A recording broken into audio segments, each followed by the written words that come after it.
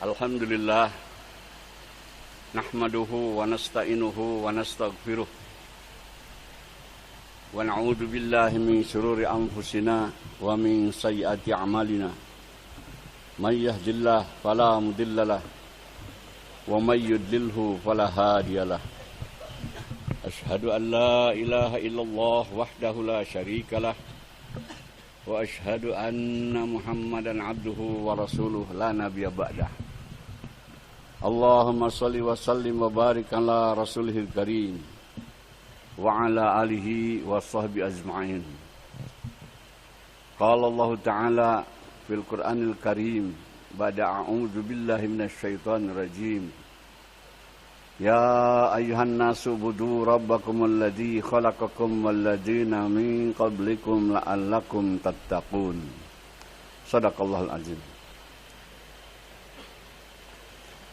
Para bapak, saudara-saudara hadirin kaum muslim yang mulia. Di dunia ini ada hak dan ada batil. Begitu juga cara hidup, ada cara hidup hak dan ada cara hidup yang batil. Kalau kita ikuti cara hidup yang hak, pasti kita akan ketemu dengan kesenangan, ketentraman, kebahagiaan, keamanan, kesejahteraan, dunia dan akhirat. Tapi kalau kita ikuti cara hidup yang batil, di dunia akan selalu penuh masalah, tidak selesai-selesai. Na'udzubillah, di akhirat bakal tersiksa untuk selama-lamanya. Allah Subhanahu wa Ta'ala mengutus para nabi ke dunia ini, memberitahu kepada manusia cara hidup yang hak. Demikian juga Rasulullah sallallahu alaihi wasallam diutus oleh Allah memberitahu kepada manusia cara hidup yang hak.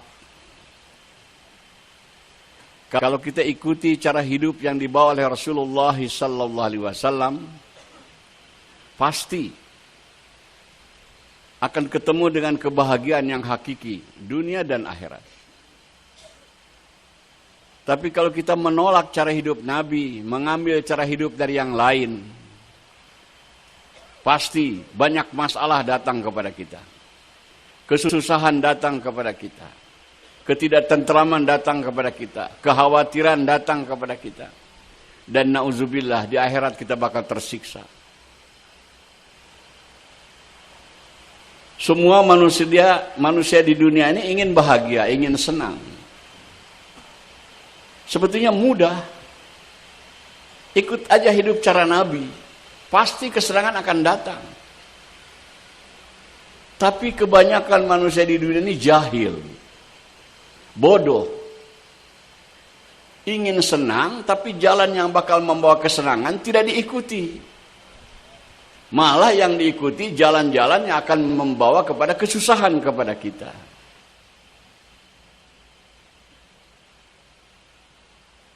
Allah utus Rasulullah SAW kepada kita ini untuk diikuti, untuk dicontoh. Sengaja diutus Nabi oleh Allah untuk membimbing kita kepada kebahagiaan dunia dan akhirat. Tapi hari ini dengan hidup cara Nabi ini, bukan saja orang kafir tidak yakin, orang Islam pun tidak yakin juga, hadirin yang mulia.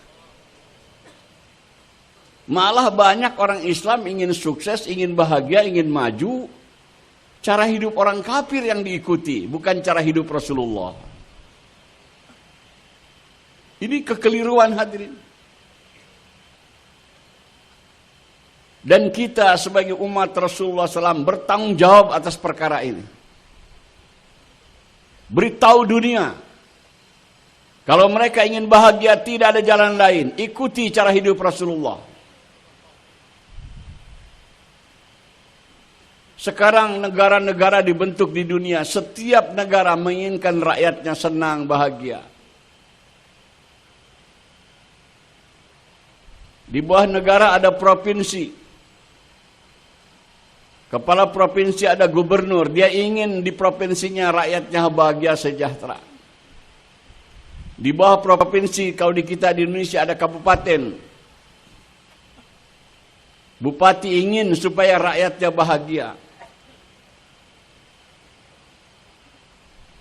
Di bawah kabupaten ada kecamatan. Setiap camat menghendaki rakyat di bawah kecamatannya bahagia sejahtera. Di bawah kecamatan ada kelurahan. Lurah menginginkan rakyat di bawah kelurahannya bahagia sejahtera. Berikutnya ada RW, ada RT. Setiap kita berumah tangga ingin dalam rumah tangga kita ini bahagia. Begitu juga setiap pribadi kita ingin bahagia. Sebetulnya tidak susah-susah. Jangan cari ini, cari itu. Mudah, ikut aja Nabi. Pasti ketemu. Ini yang susah, kita cari jalan lain yang bukan dari Nabi. Sudah susah-susah nggak ketemu itu kebahagiaan. Ini kesalahan dunia hadirin yang mulia.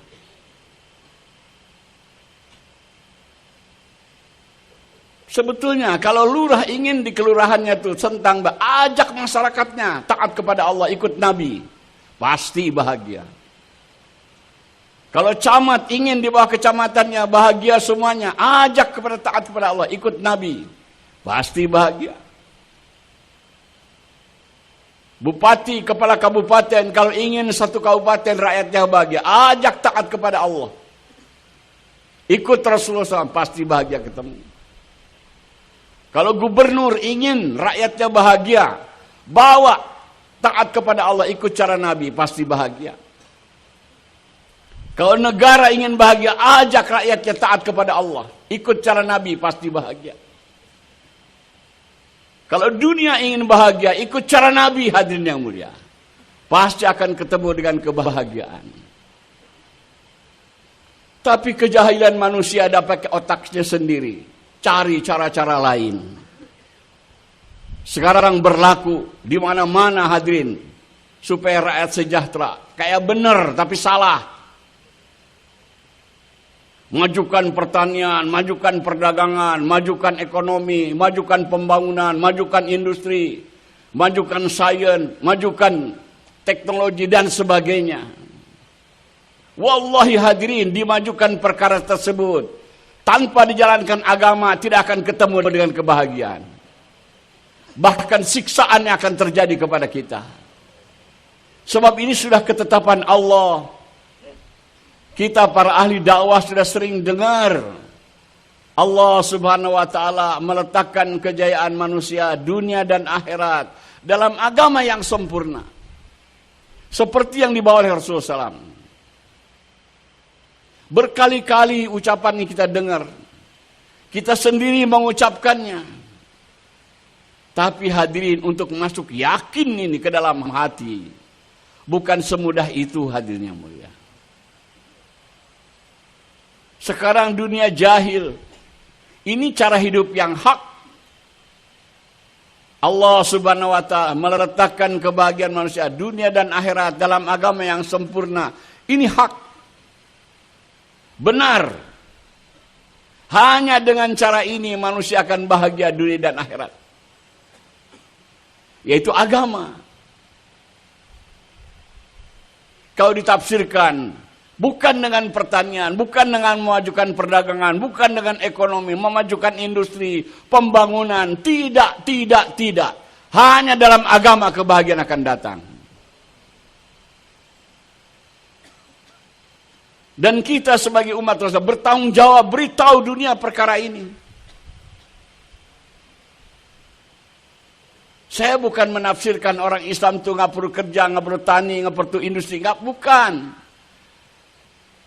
Hari ini orang kafir sudah jelas-jelas tidak yakin dengan agama Islam, tidak yakin kejadian dari situ. Tapi umat Islam juga sudah kena himbasnya. Ikut kepada pendapat orang kafir. Kita harus, kalau kita mau maju, majukan perdagangan, majukan industri, majukan pertanian, majukan pembangunan. Sampai agama dilecehkan hadirin yang mulia. Wallahi ini jalan sesat hadirin yang mulia. Hanya dalam agama Allah letakkan kebahagiaan manusia. Kejayaannya, ketentramannya, keamanannya. Bukan dengan cara-cara lain. Sahabat juga ada dagang, ada kerja, ada tani. Tapi dagangnya, kerjanya, taninya untuk memajukan agama. Sekarang banyak umat Islam memajukan pertanian, perdagangan, industri, melemahkan agama, hadirin. Melecehkan agama. Dan ini merasa benar. Ini kejahilan. Saya sering sampaikan, banyak orang tua menasihati anaknya. Dia bilang, nak, kamu sungguh-sungguh kerja, jangan lupa sholat. Kayak bener. Sungguh-sungguh dalam kerja, agama atau sholat itu jangan lupa aja. Ini pelecehan terhadap agama, hadirin. Orang yang sungguh-sungguh kerja hanya sholat jangan lupa saja, nggak bakal bahagia, hadirin yang mulia. Seharusnya nasihat orang tua itu, nak, kamu sungguh-sungguh sholat, jangan lupa kerja. Itu yang benar. Sekarang ini pendapat orang kafir bahwa kejayaan di dalam perkara-perkara tadi keduniaan, umat Islam sudah kena himbasnya. Sampai malah saat mengatakan, karena himbas dari pendapat tadi, dia bilang, banyak orang di dalam Islam itu dia bilang, usaha dulu baru doa. Nggak boleh katanya, tanpa usaha, doa. Usaha dulu baru doa. Yang dimaksudkan itu adalah usaha-usaha seperti orang kafir. Misalnya dalam cari rezeki, itu penafsiran daripada usaha dulu berdoa. Kita dagang dulu, apa tani dulu, atau kerja dulu, atau industri dulu, baru kita doa minta rezeki kepada Allah, begitu. Kelihatannya seperti benar, hadirin. Tapi kata malah saat ini salah, hadirin. Menafsirkan sendiri seolah-olah dikabulkannya doa itu hubungan dengan usaha, dengan kerja. Padahal tidak ada janji Allah doa kita akan dikabulkan kalau kita kerja sungguh-sungguh, tani sungguh-sungguh. Nggak ada, hadirin. Baik di Quran maupun di hadis. Hubungan dikabulkannya doa itu dengan agama. Kalau agama kita baik, amal kita baik, doa-doa kita akan diterima oleh Allah. Bukan kalau kita kerja sungguh-sungguh doa kita akan dikabulkan. Dari mana itu? Itu dari otak yang salah, hadirin. Karena kita sudah himbas, pendapat batil. Jadi agama pun dibatil-batilkan, hadirin. Kita perlu beritahu perkara ini. Misalnya sering lagi itu saat dalam bayan diulang-ulang. Orang menafsirkan hadis menurut akal pemikirannya sendiri. Dia bilang ikatkan onta baru tawakal kepada Allah. Saya paham juga begitu dulu. Buat dulu usaha.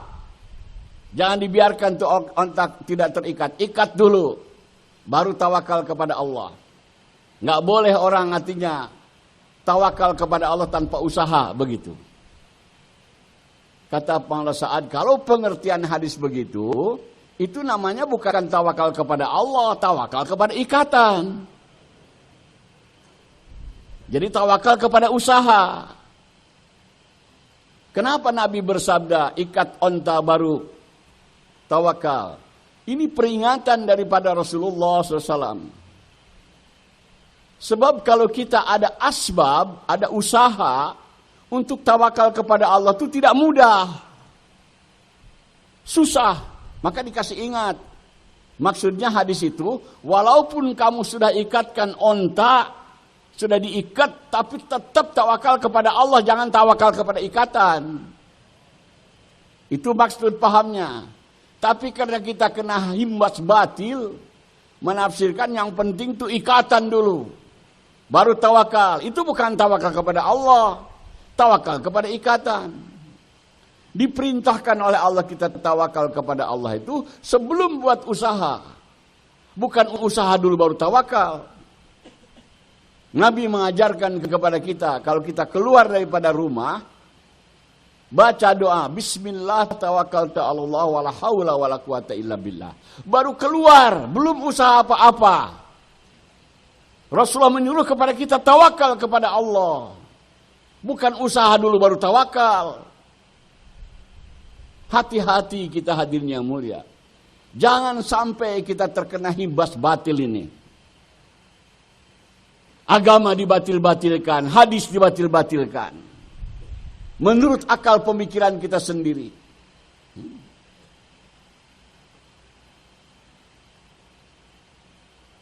Kita yakin sungguh-sungguh apa yang difirmankan Allah, apa yang disampaikan Nabi itu benar. Bahwa Allah meletakkan kebahagiaan, kesejahteraan, keamanan, ketentraman manusia ini, dunia dan akhirat dalam agama, dalam ketaatan kepada Allah, dalam ikut cara Rasulullah SAW. Ini hadirin pengaruh batil ini lebih jahat daripada penyakit kanker.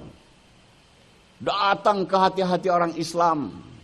Bukan hati-hati, bukan orang Islam. Hati ahbab yang keluar 4 bulan berkali-kali juga. Masih itu ada penyakit yakin itu hadirin ya.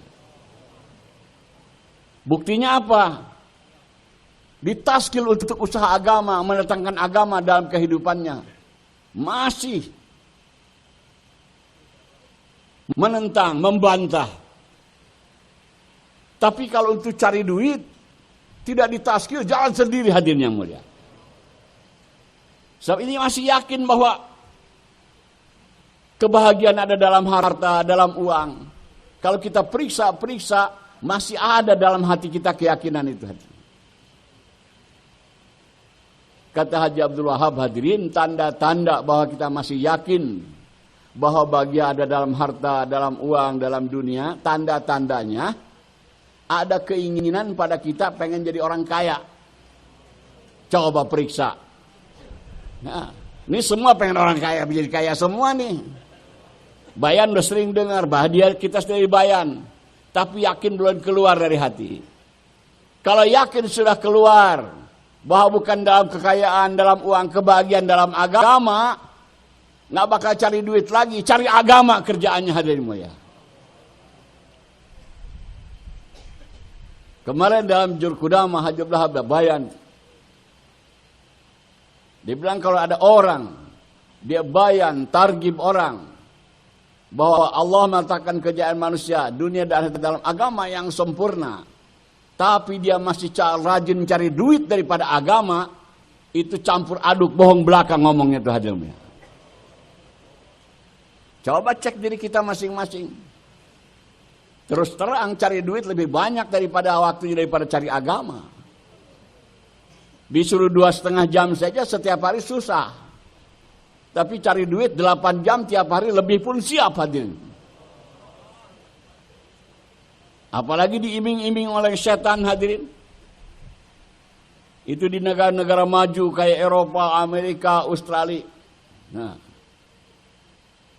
itu ada tipuan. Kerja di sana tuh dibayar bukan menurut bulanan atau mingguan, bukan. Jam-jaman. Setiap jam ada yang $10, ada yang $20, ada yang $30, ada yang sampai $100 setiap jam. Jadi kalau orang mau ibadah tuh mikir dulu nih. Apalagi yang pendapatannya tinggi, 1 jam $100.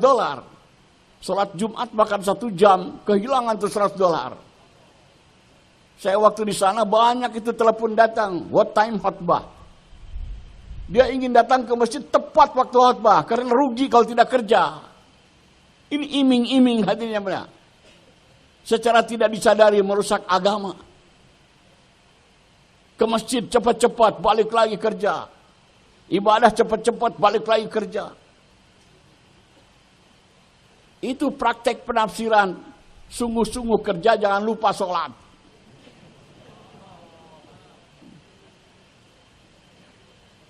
Kalau sahabat itu sungguh-sungguh dalam ibadah.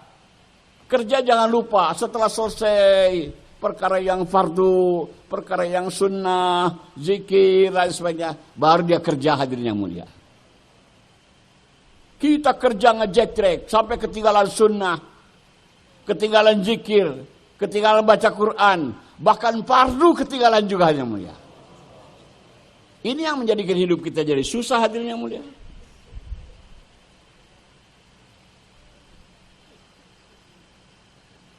Ini seruan-seruan ini hadirin. Kalau kita tidak filter, tidak saring membawa kita kepada kebatilan. Tingkatkan kinerja, tingkatkan ekonomi, tingkatkan pembangunan. Apa kita tidak baca Quran hadirin? Allah jelaskan di Quran. Orang yang pikirnya dagang saja, yaitu kaum Madian, melecehkan agama, tidak mau mengamalkan agama, dagang sibuk. Apa dapatnya hadirin? Ajab daripada Allah. Bukannya kesenangan itu kaum Madian, karena datang Nabi Syuaib alaihissalam mengajak mereka untuk amalkan agama, tapi menolak karena sibuk dagang saja. Di Quran diceritakan Allah hujani api hadirin yang mulia. Kaum Saba sungguh-sungguh dalam pertanian. 3 orang nabi diutus oleh Allah kepada kaum Saba, mengajak bahwa kebahagiaan dalam agama. Dia menolak, sukses dalam pertaniannya. Tapi Allah turunkan azab hadirin yang mulia. Kaum Samud sibuk dalam pembangunan, sukses dia dalam pembangunan. Allah utus Nabi Saleh bahwa kejayaan bukan dalam pembangunan, dalam agama. Dia menolak, tidak mau melakukan, sibuk dalam pembangunan saja. Allah azab lagi hadirin. Semua diceritakan.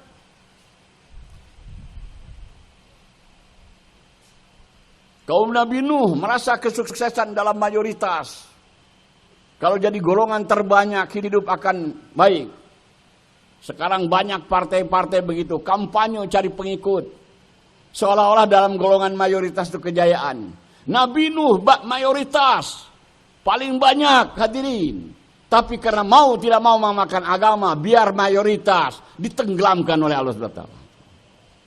Jadi bukan kesuksesan dalam mayoritas. Abu Jahal, Abu Lahab hadirin. Berpaham nasionalisme. Agama boleh, semua baik. Sekali-kali nyembah berhala, sekali-kali ke masjid. Ini paham Abu Jahal, Abu Lahab hadirin. Kita damai. Juga dihancurkan oleh Allah Subhanahu wa taala hadirin. Jadi kita berpegang teguh kepada hidup cara Nabi. Jangan bergeming dengan cara-cara lain. Hari ini umat memuliakan Nabi dengan peringatan Maulud, dengan nyanyi-nyanyi selawat. Cara hidup ikut cara orang kafir hadirin. Itu menghinakan bukan memuliakan.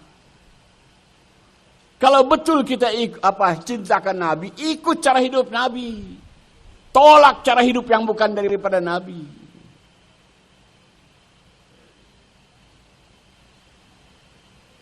Ini kehidupan yang batil nyerang kepada kita hadirin yang mulia.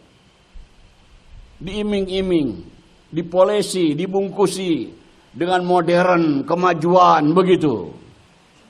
Ikut zaman. Jadi semacam sudah tidak zaman lagi mengamalkan sunnah Nabi. Ini setan semua hadirin. Mengajak kita ikut hidup cara batil. Nabi memerintahkan kalau makan itu duduk. Tapi hidup modern sekarang. Party. Makannya berdiri hadirin. Bahkan sambil berjalan-jalan. Ini orang Islam bego. Ikut aja hadirin yang mulia. Kuatkan kita yakin dengan sunnah.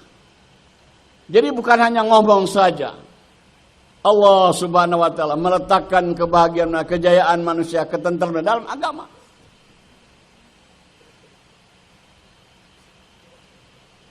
Beritahu ini hadirin. Kita doa, kita minta supaya Allah berikan hidayah, beritahu dunia bahwa sekarang dunia dalam kegelapan, dalam batil.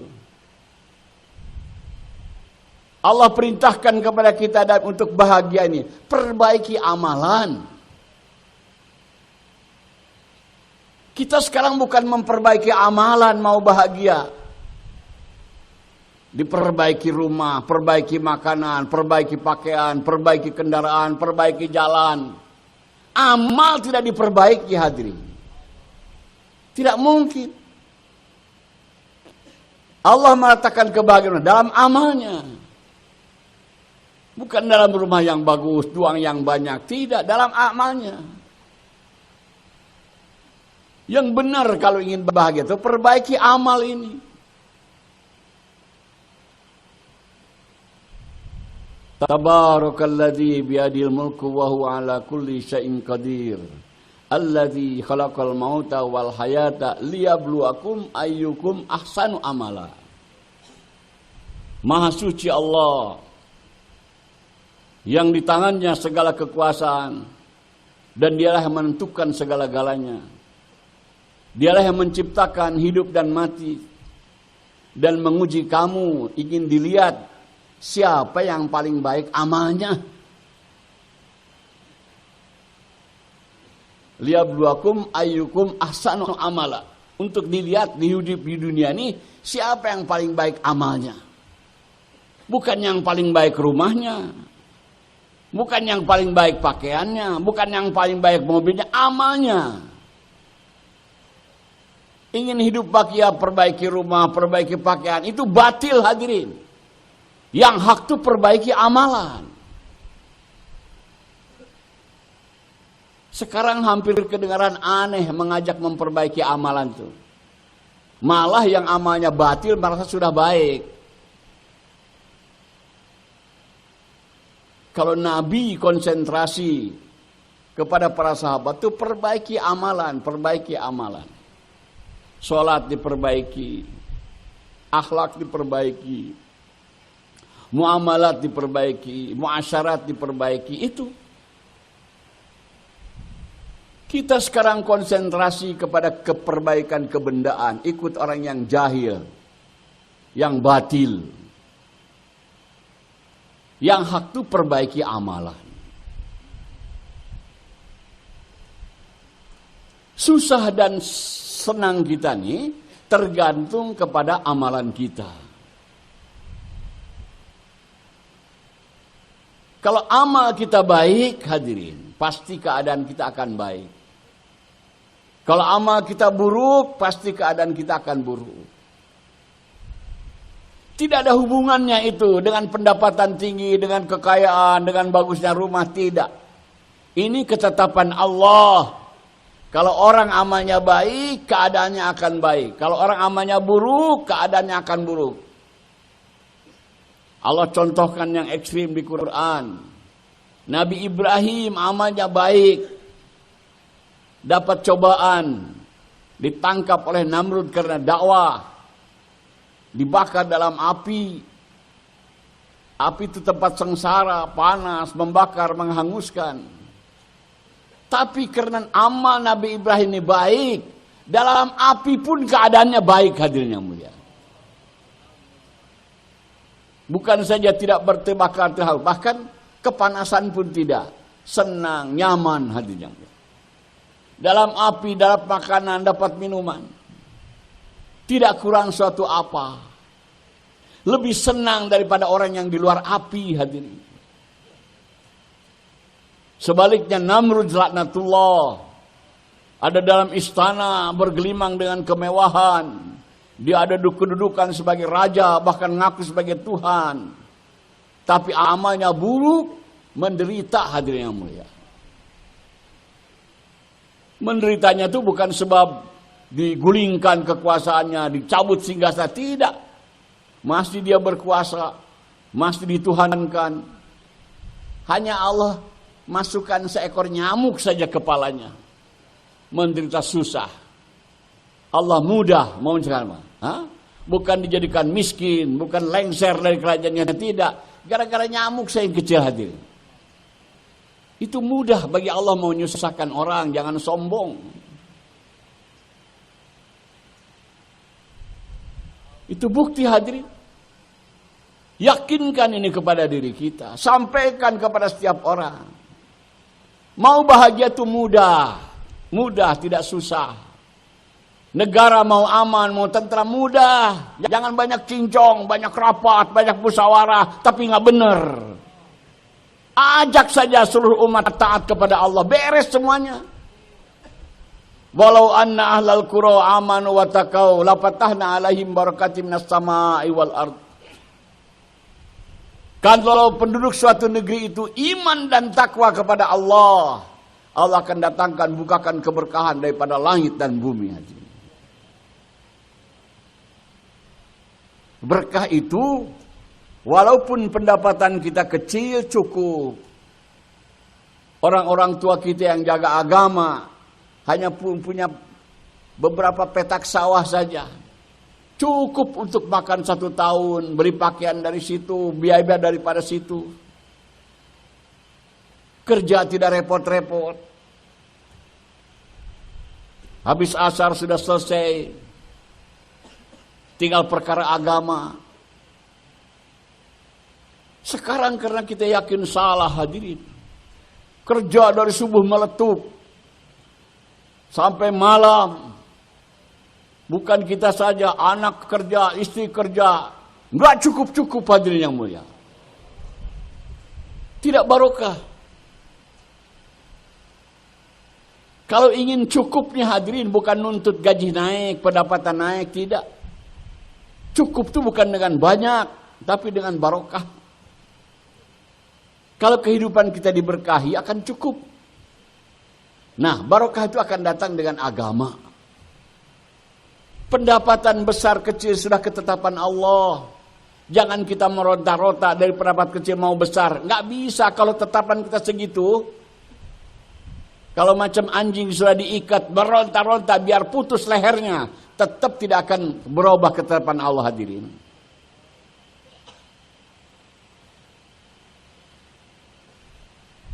Yang jadi susah kepada kita ini ada kita hidup ikut cara batil hadirin, bukan cara hak. Kalau hidup ikut cara hak mudah, yaitu amalkan agama. Dan untuk mengamalkan agama siapapun bisa. Orang kaya bisa, orang miskin pun bisa. Orang yang tinggal di kota bisa, yang tinggal di kampung bisa. Jenderal pun bisa, kopral pun bisa juga mengamalkan agama hadirin. Siapa saja. Allah bikin agama mudah. Kita yang nyari susah. Mesti teknologi, mesti sains, mesti ini. Itu nyari susah aja. Nggak usah repot-repot.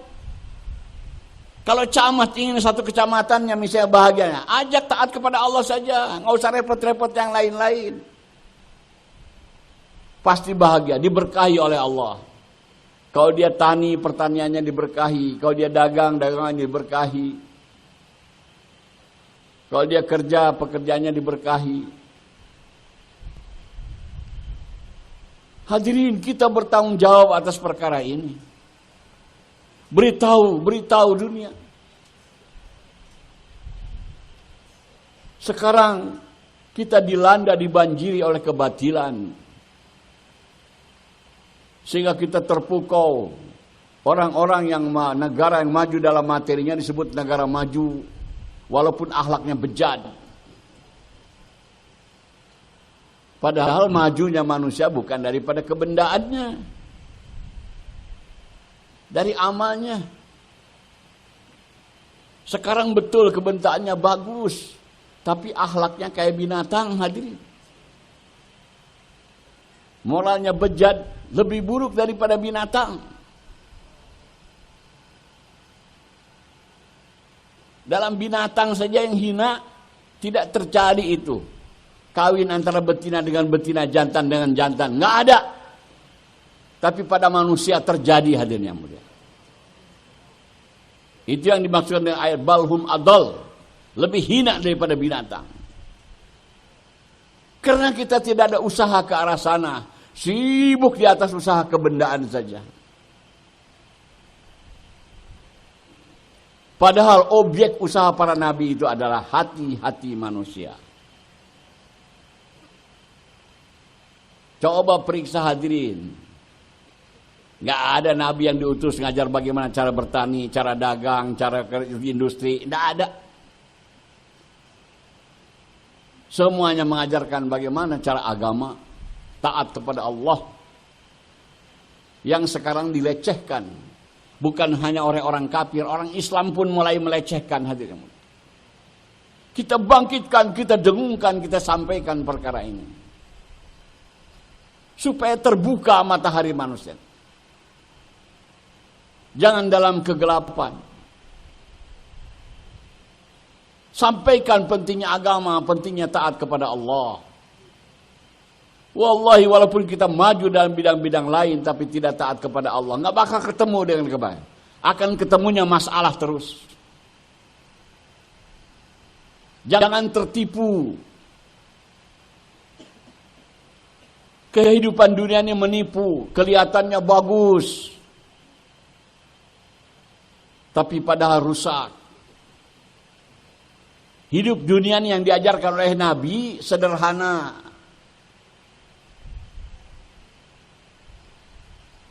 Kelihatannya tidak menarik, sederhana, tapi di situ ada kebahagiaan. Jadi kita jangan tertipu. Hadirin yang mulia, ada di antara kita orang-orang Islam keyakinan betul, benar, artinya kebahagiaan dalam agama. Sekarang masalah berikutnya, bagaimana nih mendatangkan agama dalam kehidupan kita. Pertemuan diadakan, muktamar diadakan. Kenapa nih umat Islam lemah-lemah, tidak sholat? Itu hasil pertemuan, ada jamuan makan, tinggal di hotel. Hasilnya apa? Dia bilang umat Islam ini lemah agama karena ekonominya lemah. Na'udzubillahi min dzalik. Ini banyak pendapat nih. Bukan orang bodoh, intelektual muslim. Mengatakan nih orang Islam ini agamanya lemah karena ekonominya lemah. Perbaiki ekonominya. Padahal ini bukan. Hadirin, waktu kami keluar ke Australia, jumpa orang-orang Indonesia di sana yang kerja, yang sedang ambil S2, S3. Merasa orang-orang pandai. Dia ngeritik kepada kita. Dia bilang, apaan bapak-bapak tabligh, ngajak orang ke masjid, ngajak sholat aja. Pikirin tuh perut umat Islam, dia bilang. Bagaimana dia bilang dia mau sholat kalau perutnya lapar. Itu kata dia. Subhanallah. Dalam rombongan kami Pak Dede, dia bilang, Pak, begini deh. Coba cari nih di Australia nih orang yang tidak makan 3 hari. Kumpulkan, saya traktir makan deh semuanya. Cari. Nggak ada, hadirin. Di Indonesia aja yang 3 hari nggak makan. Nggak ada. Apalagi di Australia. Atau sehari dia bilang tidak makan. Kumpulkan. Saya mau traktir makan. Nggak ada. Coba kalau Bapak cari orang yang tidak sholat seminggu. Banyak itu, hadirin. Masih pikir perut juga.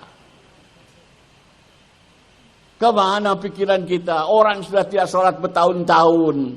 Masih di pikiran ekonomi. Jahilnya, hadirin yang mulia.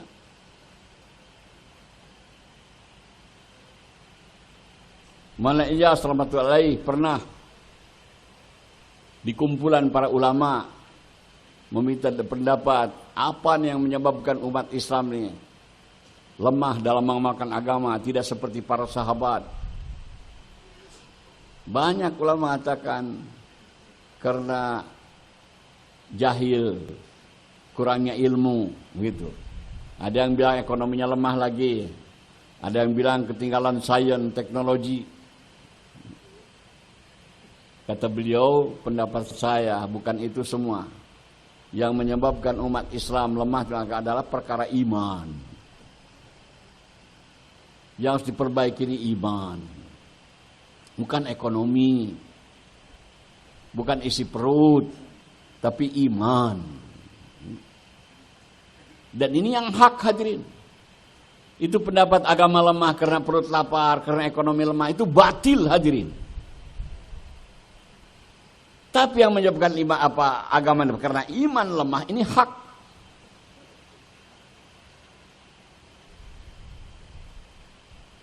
Jadi usaha perbaiki iman umat Islam supaya agama jadi kuat.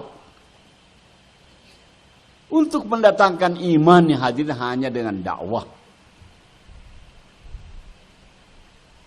Sebab perkara iman ini iman kepada yang gaib. Iman kepada Allah. Allah tidak bisa dilihat oleh mata, tidak bisa disentuh oleh tangan. Hanya kita datang, bisa yakin datang kepada kita dengan dakwah. Para nabi mengajarkan iman dengan dakwah. Maaf, bukan dengan teknologi, dengan dakwah. Iman hanya akan datang dengan dakwah. Sampaikan perkara yang gaib ini. Adanya kehidupan akhirat akan yakin dengan dakwah. Ini cara yang benar.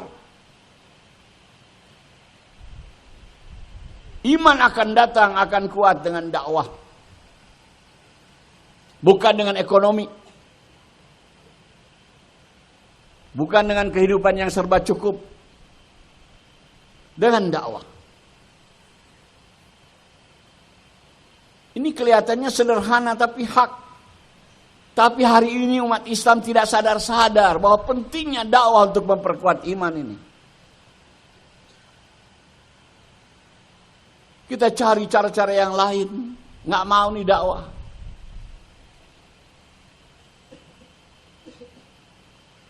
Bahkan macam seolah-olah sekarang ini dakwah sudah cukup. Betul hadirin secara jahir sekarang, katakanlah menulis buku-buku agama sudah banyak. Dan di zaman Rasul dengan sahabat tidak ada tuh buku. Di zaman sahabat tidak ada buku hadirin. Jangankan buku, Quran dan hadis saja belum dibukukan. Tapi 100% para sahabat sholat semuanya hadir yang mulia. Sekarang Quran banyak, hadis banyak, buku-buku agama lain banyak. Tapi tambah banyak orang yang tidak sholat hadirin. Secara pendek saja ini bukan solution, bukan jalan keluar. Bukan dengan cara itu agama akan hidup. Yaitu dengan cara dakwah. Saat menyampaikan dalam bayannya hari ini umat keliru. Orang alim, ustad-ustad untuk mempermudah kepada para awam. Menulis buku tentang agama. Ditulis bab wudu, bab sholat. Supaya orang mudah kalau mau belajar wudu buka buku pasal wudu. Mau sholat belajar buka buku pasal sholat. Kata Mas Sa'ad, ini bahaya. Tidak disadari. Dengan adanya buku-buku seperti itu, menjauhkan umat daripada ulama hadirin. Umat tidak perlu lagi dengan ulama mau belajar buku, ada bukunya. Umat tidak lagi perlu belajar agama, ada bukunya dalam sholat. Padahal belajar agama tidak bisa dengan baca buku hadirin yang mulia. Nggak ada contoh dari Nabi.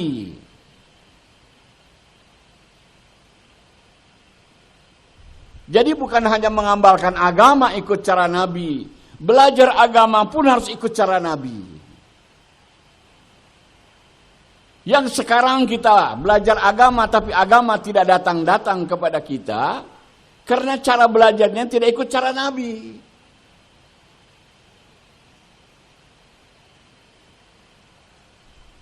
Sepasang suami istri dari Amerika. Orang kafir tadinya. Masuk Islam dua-duanya baru. Dia keluar masturat ke India 40 hari.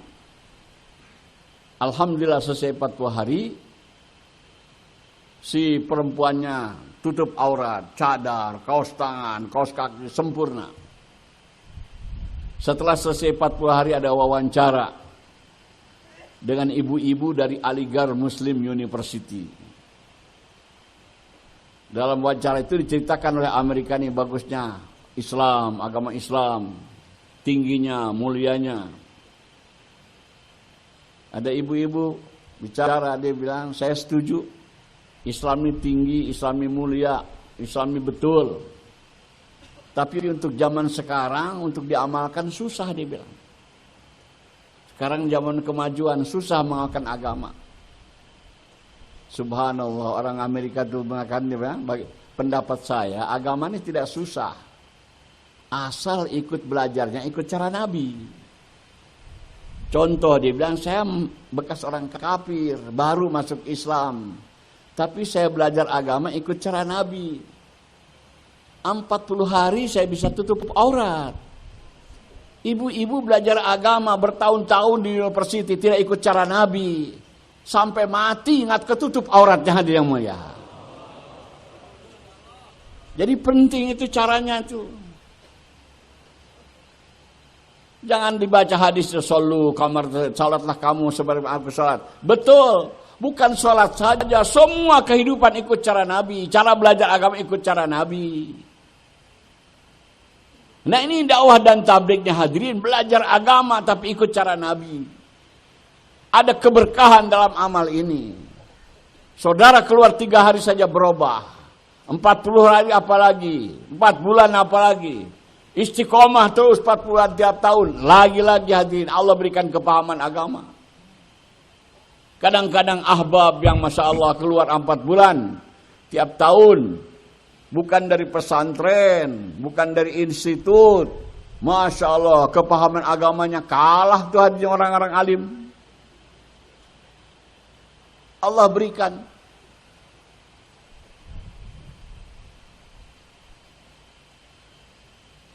Jadi hadirin yang mulia ikuti.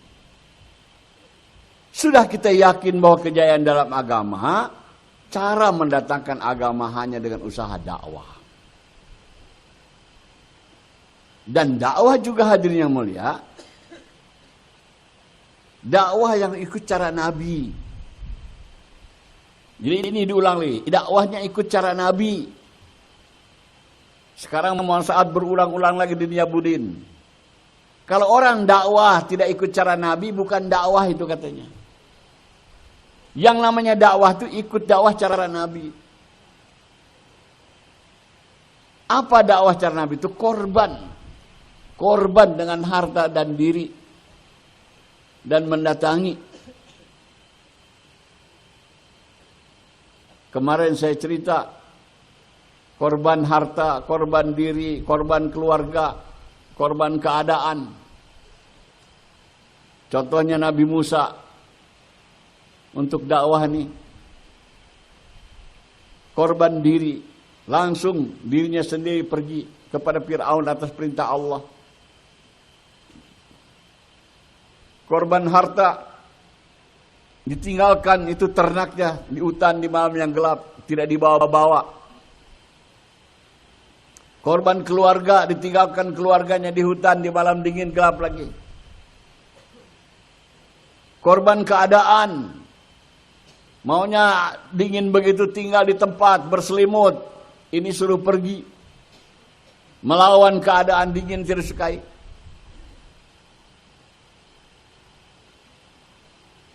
Dakwah yang akan mendatangkan hidayah, yang akan diterima oleh Allah, yaitu dengan pengorbanan. Saya dapat pernah targhib. Seorang mas saya mengatakan, kalau dakwah kita ini berkorban seperti berkorbannya Nabi Musa alaihissalam, Allah akan hancurkan kekuasaan batil dari dunia ini. Yaitu apa pengorbanan Nabi Musa tadi? Korban harta, dia tinggalkan hartanya. Korban keluarga, tinggalkan keluarganya. Dengan diri sendiri datang. Melawan segala keadaan untuk melaksanakan amal dakwah. Baru Allah hancurkan kekuasaan Fir'aun, hadirnya mulia. Dengan pengorbanan. Ada yang tidak paham, sekarang itu zaman modern. Buat apa susah-susah lagi datang-datang dakwah. Sekarang ada fax, ada faksimiles, ada internet, ada HP. Kenapa kita tidak gunakan alat-alat itu? Hadirin, kita baca Quran, al-yauma akmaltu lakum dinakum. Pada hari ini telah aku sempurnakan. Nah, agama sudah sempurna datang kepada Nabi. Tidak perlu dikurangi, perlu ditambah. Kalau kita yakin dengan ayat ini, agama itu tidak perlu dengan teknologi, dengan pek-pekan, dengan mobil, dengan tidak. Kalau itu memang perlu, Allah akan datangkan kepada Rasulullah, hadirin. Buktinya apa sekarang kalau kita maju? Mana ada negara rame-rame masuk Islam? Cara Nabi dakwah para sahabat, ikut cara Nabi. Bernegeri-negeri masuk Islam, hadirin. Belum ada fake, belum ada internet, belum ada apa-apa. Sekarang segala macam ada. Boro-boro satu negeri kita punya tetangga kafir. Sampai mati dia kafir, hadirin yang mulia. Jangan terpengaruh kita dengan itu, hadirin. Yang paling mujarab adalah cara Nabi, cara Rasulullah. Itu yang paling bagus, paling canggih. Bukan teknologi, bukan. Pengorbanan. Sekarang kita mau mendahkan agama, mau senang-senang. Kita dapat targhib dulu di Jabudin, hadirin. Pupuknya agama ini, pupuknya agama supaya agama subur adalah hidup sederhana dan mujahadah. Hidup sederhana dan mujahadah.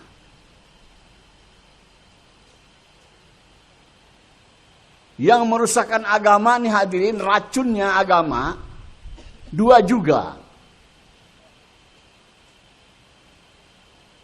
Yaitu hidup mewah lawan sederhana, dan ingin asik-asik, ingin senang-senang, nggak mau susah payah.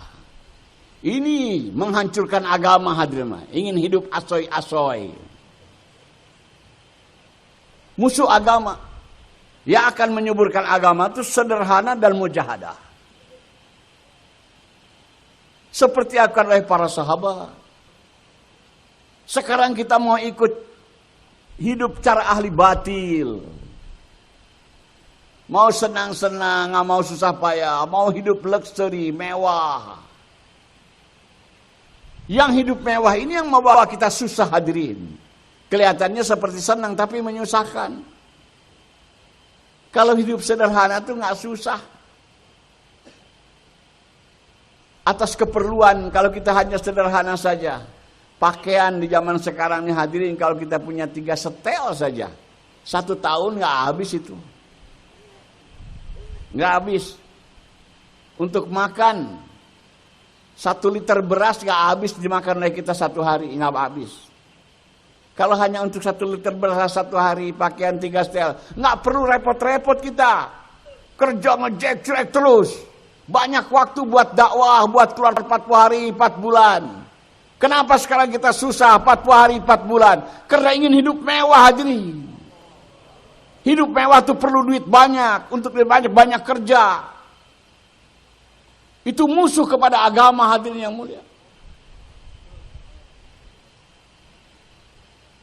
Hidup sederhana dan mujahadah, banyak waktu buat agama.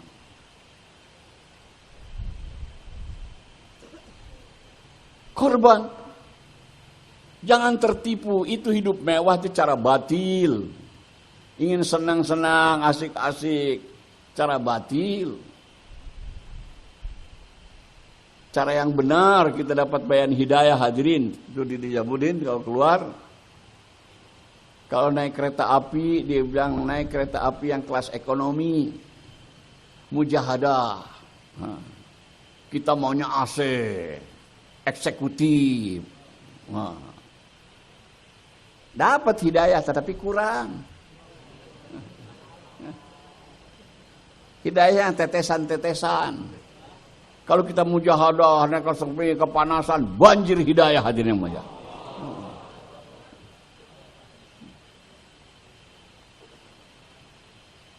Kita mau keluar di Jakarta 3 hari, kemana nih? Puncak, Cianjur, Cipanas. Udaranya sejuk, Masya Allah. Datang tuh ke Tanjung Priuk yang airnya hitam, yang banyak nyamuknya hadir.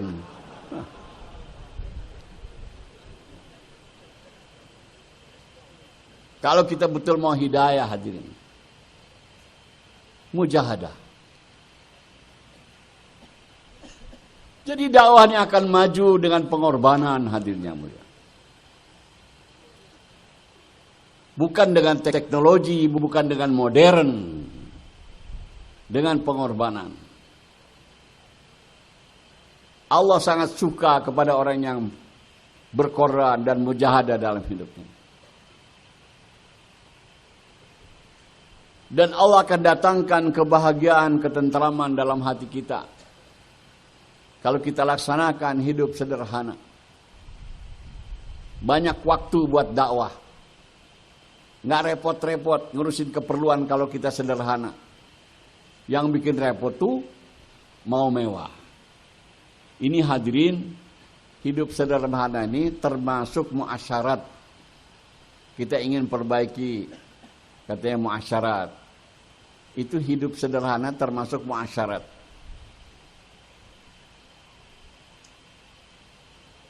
Terus termasuk muasyarat nih malu. Kalau kita tidak mengamalkan sunnah malu. Kalau kita mau hidup mewah malu. Itu muasyarat malu itu. Dan malu ini cabang daripada iman juga. Sekarang yang merisi muka agama rusak ada hilang malunya, bahkan terbalik hadirin. Kita hari ini kalau dalam perjalanan mau sholat di pesawat tuh malu. Tapi kalau tidak sholat tidak malu. Terbalik-balik. Mestinya nggak sholat itu yang malu.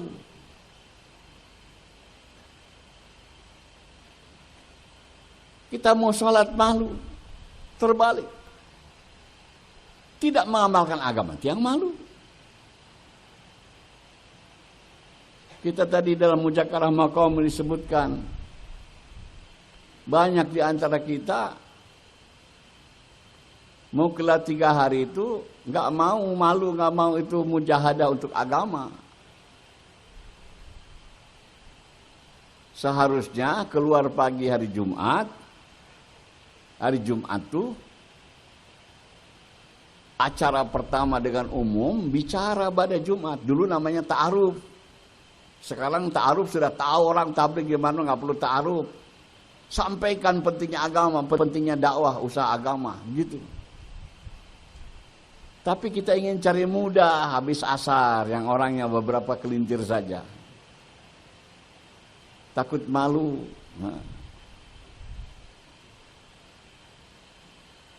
Jadi perbaiki ini muasyarat. Kita demi agama tuh korban harta, korban diri, korban perasaan. Saya mendatangi seorang kiai, dihabarkan dia parkir sejuk dalam agama. Saya tanya-tanya, ngobrol dengan beliau. Dia bilang, betul Pak, dakwah ini benar, nggak salah. Tapi saya nggak tahan. Kalau saya jauh lah dipelototin orang, dicemberutin orang, biasanya kiai dihormati. Tapi gara-gara jauh lah orang cemberut, melotot, melengos. Dia bilang di benar tapi nggak tahan. Saya bilang jangankan kita Pak, artinya umat, bukan nabi, bukan rasul. Para nabi mengalami yang sama, nggak ada nabi yang tidak dipelototin umatnya, nggak ada nabi yang tidak diprengosin. Nggak ada nabi yang tidak dicemberutin. Apa kita lebih baik daripada nabi?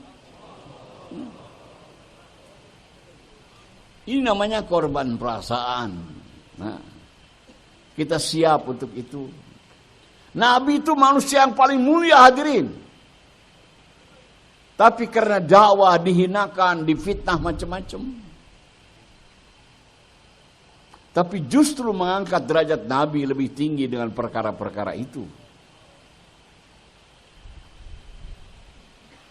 Jadi sabar dalam mengamalkan amal dakwahnya. Datang perkara-perkara yang kita tidak disukai. Justru itu yang akan mendatangkan hidayah kepada kita.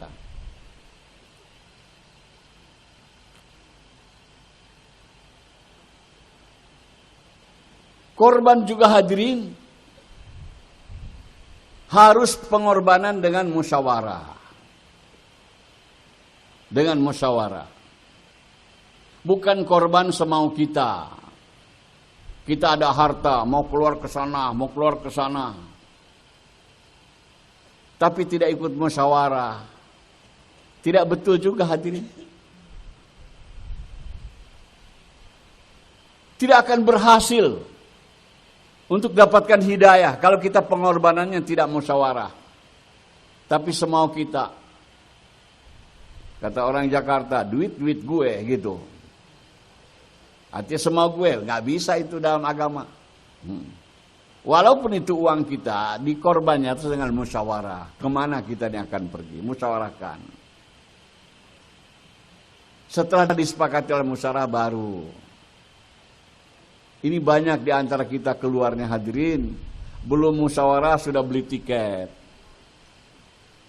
Tidak betul itu hadirin. Kesian, dia korban duit.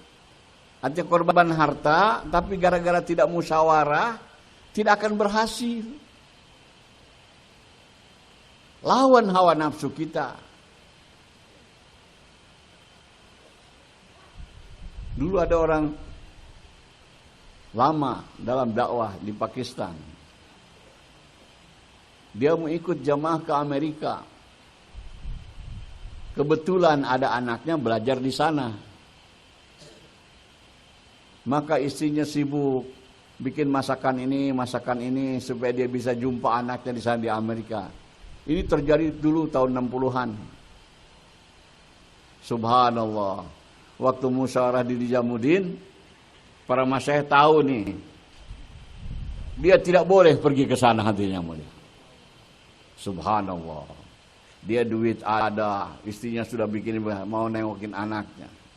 Tapi Masya Allah orang ini taat musyawarah.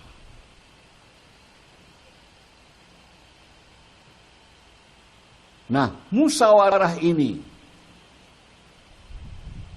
akan diterima, akan dikabul oleh Allah kalau kita taati.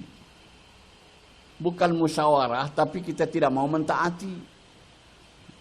Taati. Apa keputusan musyawarah kita taati, berusaha. Dan kalau kita akan usaha mentaati, Allah akan berikan kekuatan kepada kita untuk mengamalkan hasil musyawarah.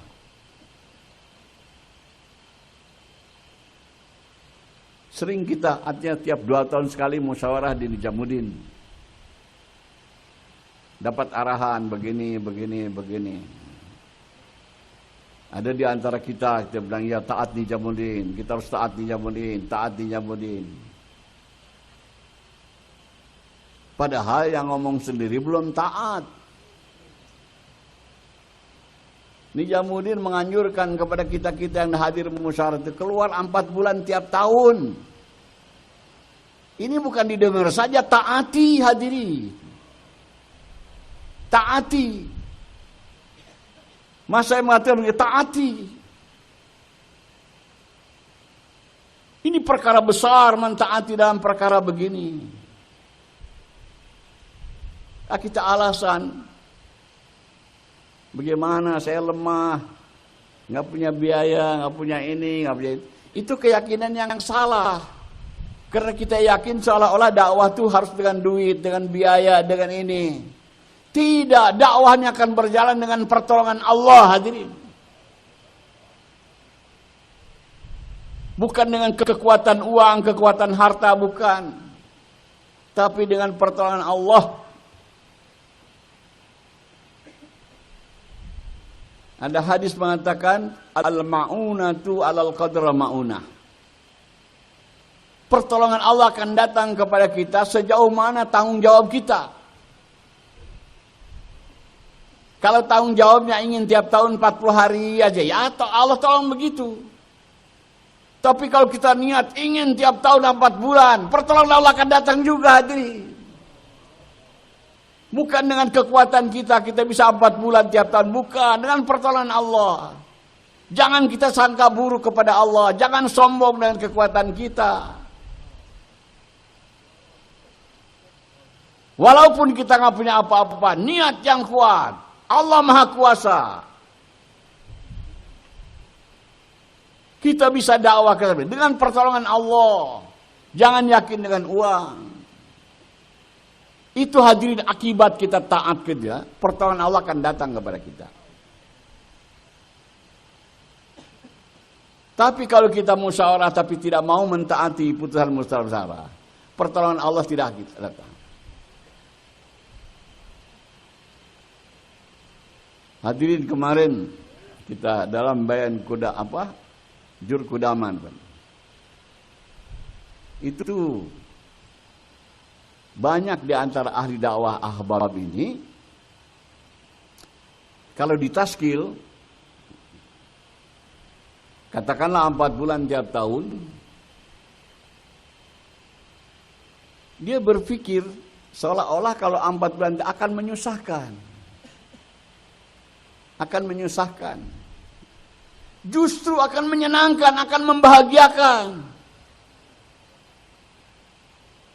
Tapi setan bisik-bisik kepada kita, kalau 4 bulan kamu bakal begini. Ditakut-takuti dengan kesan, dengan masalah. Justru sebenarnya justru pulang ke rumah, tidak keluar 4 bulan itu yang bakal jadi masalah datang kepada kita. Kita bertentangan. Sebetulnya tidak nyambut takaja, itu yang bakal datangkan masalah. Menyambut takaja itu akan diselesaikan masalah kita oleh Allah. Jadi yakin kita masih salah. Karena yakin yang salah ini kita tidak mau sambut takaja-takaja.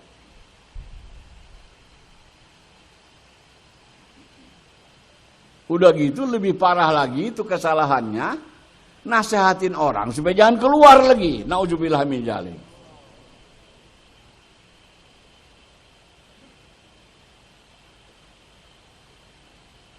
Jadi apa yang disarankan oleh masyayikh kepada kita nih? Belajar kita amalkan, yakin kepada Allah. Kalau Allah misalnya kalau kita kuat yakin kepada Allah, Allah yang akan datangkan pertolongan. Katanya dalam satu perjalanan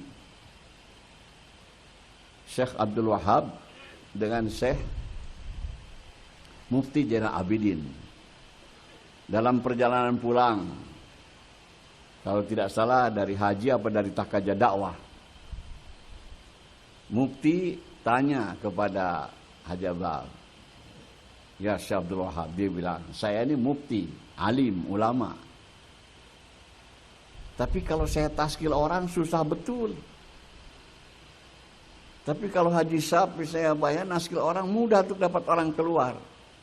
Apa nih yang membedakan bilang? Saya bicara dengan ayat, dengan hadis. Haji Abdul bicara nggak pernah baca ayat, baca hadis. Tapi orang keluar. Kata beliau, nanti kalau kita sampai di Pakistan saya akan jawab. Nah, waktu sampai di Pakistan, Mufti pulang ke rumah. Tapi Haji Abdullah ke markas Rewin, tidak pulang ke rumah. Ini yang membedakan antara kita, dia bilang.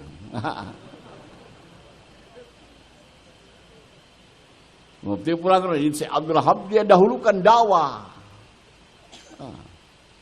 Kepentingan dakwah, korbankan yang lain. Jadi perkara begitu saja tuh Haji akan membedakan orang. Tadi kita ada muzakarah hadirin. Makanya kita penting kita menghormati orang-orang yang tua dan lama dalam dakwah. Kadang-kadang Karena pengorbanan mereka, kepahaman kita belum sampai. Kadang-kadang kita tidak memahami itu keputusan-keputusan daripada Nizamuddin ini. Karena pengorbanan kita belum sampai, belum bisa sampai ke paham tingkat itu. Tapi taat saja. Taat saja, jangan pakai akal pikiran kita. Karena mereka sudah sampai ke situ, tahu, pahamnya tinggi. Kita belum paham, maka yang kita belum paham ini taat saja.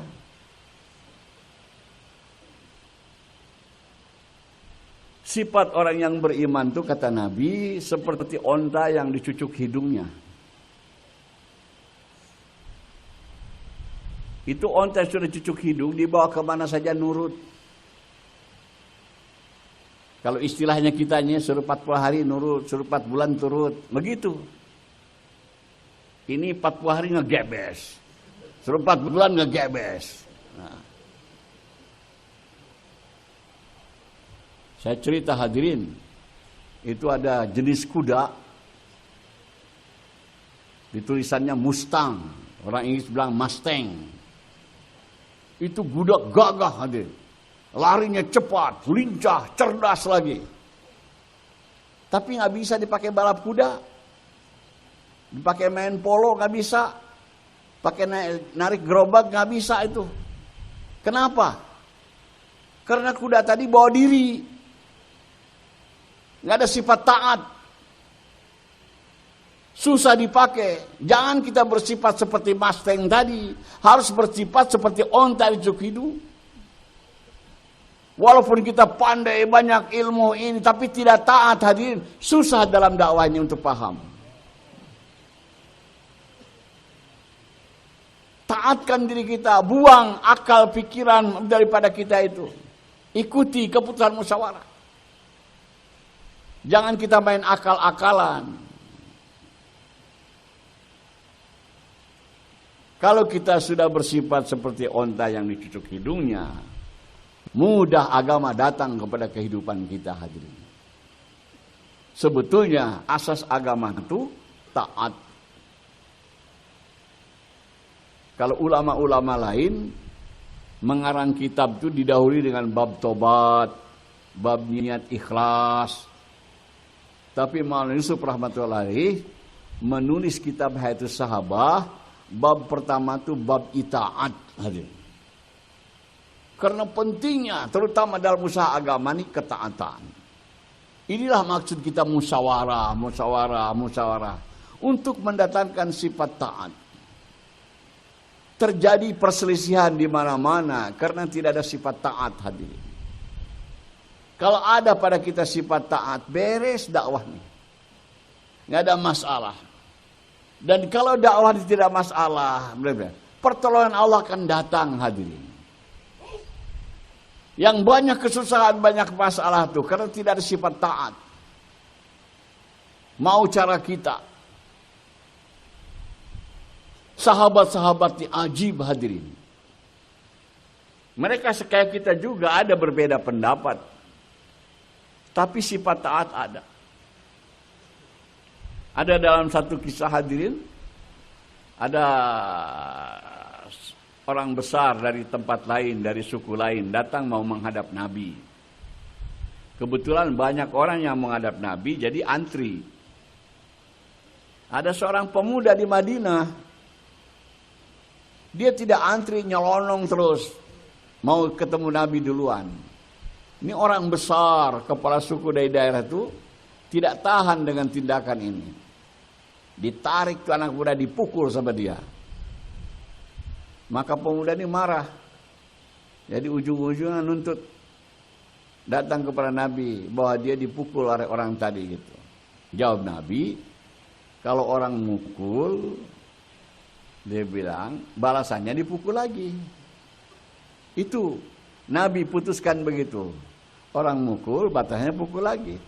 Subhanallah, itu orang besar dari tempat lain datang itu.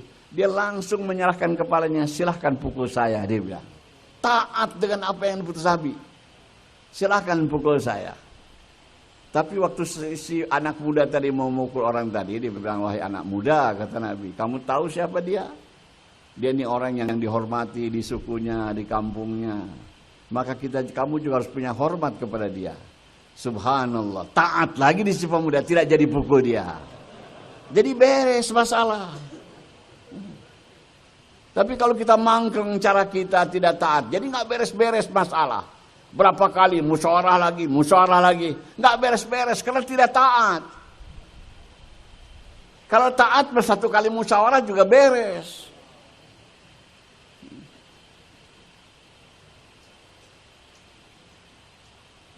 Jangan kita main tafsir-tafsiran pakai pikiran kita. Jadi kalau kita musyawarah dimusyawarahkan, mungkin keputusan itu kita sukai atau kita tidak sukai, taati. Wa in tuti'uhu tahtadu. Barang siapa yang taat, Allah akan berikan hidayah. Taat di sini maksudnya diantaranya taat kepada keputusan musyawarah. Maka di situ ada hidayah buat kita. Bersedia para hadirin insyaallah? Hadirin, untuk dapat sifat-sifat ini kita keluar jalan Allah Subhanahu wa taala. Korban untuk mendatangkan agama dan yakin kepada agama, bahwa dengan agama masalah kita akan selesai, masalah dunia akan selesai. Bukan dengan cara-cara lain, bukan, hanya dengan agama. Jangan tertipu kita. Harus majukan teknologi, pembangunan, bukan, agama. Itu majunya perdagangan, majunya pertanian, majunya pembangunan, berhajatkan agama kalau ingin sejahtera. Harus ada agama juga dalamnya. Tapi kalau agama disempurnakan oleh kita hadirin, untuk dapat kebahagiaan, tidak berhajat dengan yang tadi-tadi hadirinnya. Kalau agama disempurnakan hadirin, walaupun kita tidak punya perusahaan yang maju, tidak punya pertanian yang maju, kebahagiaan akan datang kepada kita. Allah berkuasa. Tapi kita mempunyai pertanian yang maju, perusahaan yang maju, tanpa agama tidak akan mendatangkan kebahagiaan kepada kita. Kemajuan-kemajuan dalam bidang lain berhajatkan kepada agama. Tapi kalau agama sempurna tidak berhajatkan kepada itu. Lihat para sahabat dibandingkan dengan musuh-musuhnya Rom dan Persia. Mereka memiliki kemajuan kepada bidang, tapi sahabat tidak, hanya agama saja modalnya. Allah bisa tundukkan hadirin yang lain dengan modal agama saja. Hari ini umat Islam terpengaruh, kita harus memiliki ini. Tidak. Agama, fokuskan agama. Agama yang sempurna wujud dalam kehidupan kita. Hancur kekafiran hadirin yang mulia. Walaupun kita tidak memiliki apa-apa daripada segi keduniaan. Sebab dengan agama, pertolongan Allah akan datang kepada kita. Allah akan bersama dengan kita. Doa-doa kita akan dikabulkan oleh Allah Subhanahu wa taala.